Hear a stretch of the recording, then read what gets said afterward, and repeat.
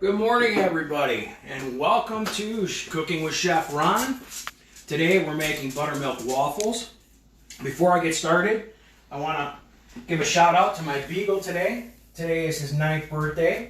Happy birthday, Tucker.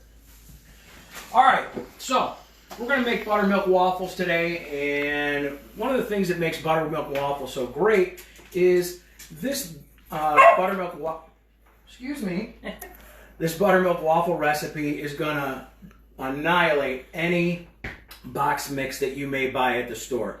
It's very simple. It's about 10 ingredients for those that saw the recipe online. It is posted there on my Facebook page. Just when you're making it with fresh ingredients, it always tastes better. And the other part of the waffles, the most important thing is your waffle maker. As you can see, my waffle maker here, it is a Dominion waffle maker. They made this Dominion waffle maker in the early 1950s. I have used this waffle maker probably for about the last 20 years. My father found it at a flea market for me, and I use this whenever I want to make a good waffle. It's much like a cast iron pan. A good seasoned waffle maker will give you your best results when it comes to waffles. So, what we're going to do is we're going to start off today with these buttermilk waffles, and the first thing we're going to do is separate our eggs. So what I did is I already separated the eggs, and we're going to whip the egg whites. And the reason why we're going to whip the egg whites is when we incorporate these in, we're going to fold these in, and we want to make sure that we're adding air to the egg whites by whipping them to stiff peaks, and that's going to make our waffles nice and light and fluffy. So you'll see, once again, I'm using my hand blender or immersion blender that I talked about last week. We're going to whip these egg whites up real quick here. And you can see that this does it a lot faster than doing it by hand.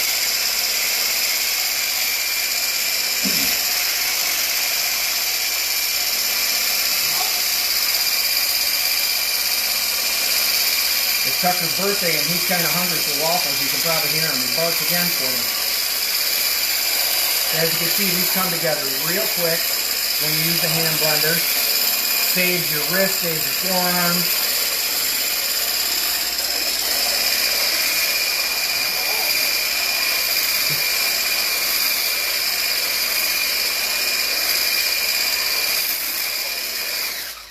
As you can see, get nice stiff peaks. They hold their shape.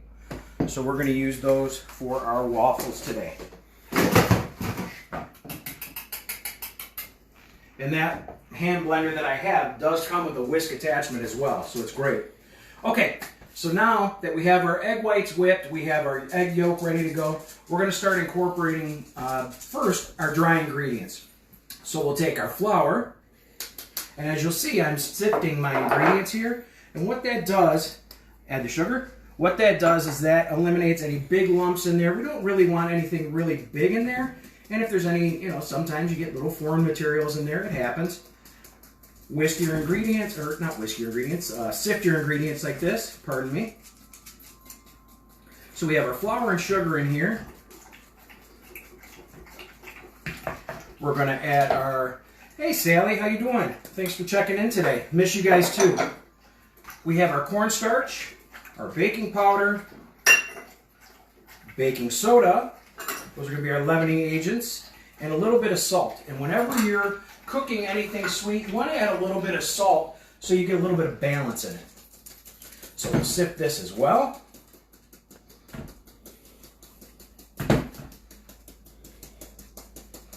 And that is good. And we do have a little bit of stuff in there, so we're going to get rid of that.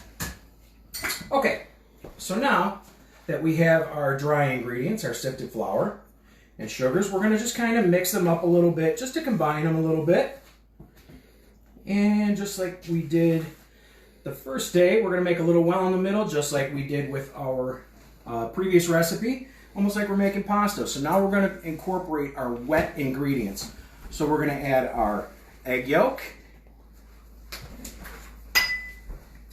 We'll add our cup of buttermilk, which is going to give it that tang, a little bit of acidity add to it.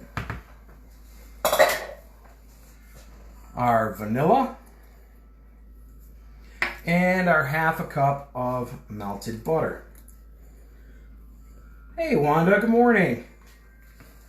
Okay, so now we don't want to overmix this. We just want to kind of get it all together until all the flour is kind of moistened. It's okay if you have big lumps in here, and we'll go over that in a little bit as to why it's okay. But we just want to get everything moist in there. Everything mixed up in there, incorporated. And as you can see, I'm just kind of folding it on top of itself to get those flours and dry ingredients moist. Just like that. So now, what we're going to do is we're going to incorporate our egg whites into these. So we spent all that time incorporating that air into our egg whites. We want to make sure we keep that in there. Because like I said, this is what's going to make our waffles nice and light and fluffy. So we take the batter, and this is the technique called folding. We take the batter and fold it right on top of itself. And just keep doing that, working your way around the bowl until those egg whites are incorporated. And you'll see, I still have a lot of lumps in there. We were talking about that. The reason why we do that is after we do this, normally what you would do is you would let this batter sit for anywhere from 15 to 30 minutes. And the reason why we do that is we want this flour to get fully hydrated.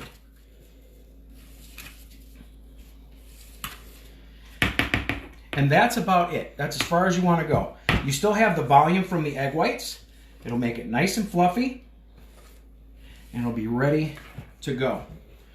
Okay, so for the sake of time, I'm going to go ahead and make my waffles now. If you're making this at home, let your waffles sit for a half hour.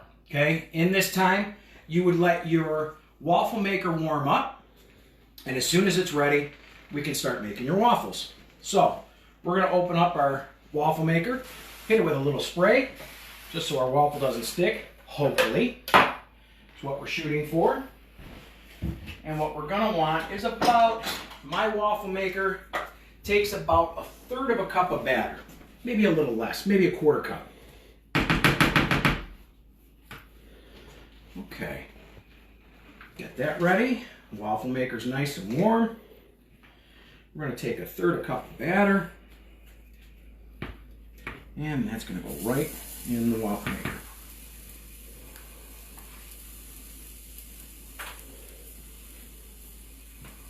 There we go. Maybe it'll take a little more. We'll see. Looks like a little bit, but we'll see. Now, your waffles, if you let them sit for a little while, they're going to puff up a lot more than mine. And we wait. Coffee. So, the waffle maker, it'll take, this one takes about 3 minutes for the waffles to cook. Oh, I forgot. What better goes with waffles than bacon? So what I do when I cook my bacon is, the way we do it in the restaurant, for example, is we're cooking bacon for a lot of people at a time. Sometimes we'll have 20, 30, 40, 50 pans of bacon ready to cook. So what we do in the restaurant, instead of cooking it in a pan, which there's nothing wrong with that, we put it on a sheet tray. If you have a rack, what will happen is the fat will render into the bottom of the pan, and you have nice crispy bacon. Bake it at about 375 for 10 minutes, turn it around, another 10 minutes until it gets the desired crispness that you like. So what will happen is, like I said, all that fat will render. You don't want to throw that out. Save that. If you make potatoes, that's great to add in potatoes or anything like that, hash browns. That would be great in there. So we take our crispy bacon now. I like it crispy. So does everybody else in my house. And that's all set. Make sure we take it from here. Now, if you don't have a rack, what you can do is just put a little piece of parchment down there, and you'll want to drain the bacon on paper towel afterwards, just to make sure that you don't have that extra fat on there. Okay, bacon is set. Waffle is working. We have our plate. Karen didn't know I liked bacon. Karen, you and I worked for 15 years. You know that this is a body brought to you by bacon, without a doubt. Waffle is looking good. Now you'll see that my waffle, because I didn't let it sit, didn't get as much of a rise and didn't spread as much as yours will by letting it sit for a little bit. In the meantime, what we're going to do is get one of our toppings ready. So I have a banana here. Now most people, hey Lisa Gantz, how are you? Most people, when you peel your banana, you take the top, you fight with this, struggle with this, and try to get it off. This sometimes works, sometimes it doesn't. If you take your banana, pinch the end, it'll peel right off with no trouble at all. You won't have any hesitation. I know, I'm breaking the banana rule, but that's okay. There's really no rules here. We'll be all right. You'll still wake up tomorrow, trust me. Okay, so we'll take our banana. Just going to take a little butter knife here, slice it up, get this guy out of here.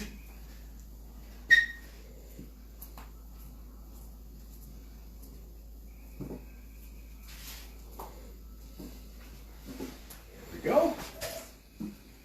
Check out the waffle. Not quite as big as I had hoped, but that's okay. Like I said, yours will spread more as you do it. We're going to get another one in there. Do a nice heap and scoop. This batch should give you right around 4 waffles, 4 to 5 waffles, depending on your waffle maker that you use. So we're going to top our banana here on the waffle. This is just a little guy. We call this the tester. We have our bacon. A little bit of whipped cream that I made. And this one we're going to hit with a little bit of caramel.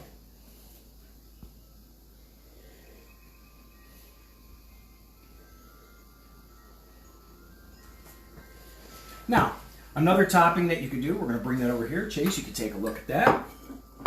Another topping that I did, I didn't really use a recipe for it. What I did is I took some fresh berries. I have some blackberries, blueberries, raspberries, and a little bit of water and a little bit of sugar. And what I did is I put that in a pan, brought it up to a boil, and then reduced it down to a simmer and simmered it for about a half hour. And what you have is a nice fresh berry sauce here. So we're going to do that with this waffle coming out. You can always go for the traditional maple syrup as well, which never hurts. Not quite ready yet. Going to be a couple more minutes. So while I'm waiting for that, I want to take this opportunity once again, guys, help out those mom and pop restaurants. Hopefully, this COVID-19 thing, we're going to be coming around the corner here soon, and these restaurants will be opening back up, and we'll all be able to go out and have a good time again. Hey, Lisa, how you doing? One of the things that you got to support those local restaurants, those mom and pop places that they're really hurting right now because of the restaurant closure here in Michigan. So what we want to do is we want to make sure we support those restaurants once or twice a week.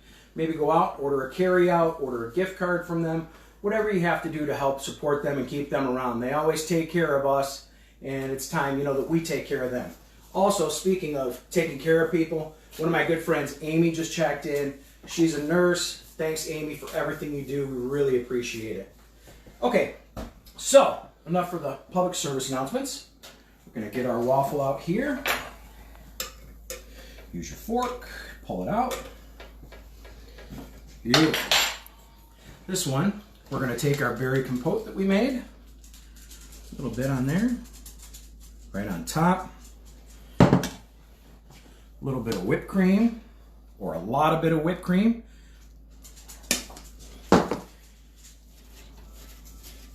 And a couple slices of bacon for that. And that is our buttermilk waffle with a berry compote. So, everybody, once again, I am still Chef Ron, Executive Chef at the Sheridan Detroit Metro Airport. I hope you enjoyed everything you saw today. I hope you enjoyed everything that I said as well. So, have a wonderful day. Be safe, be well, and keep cooking.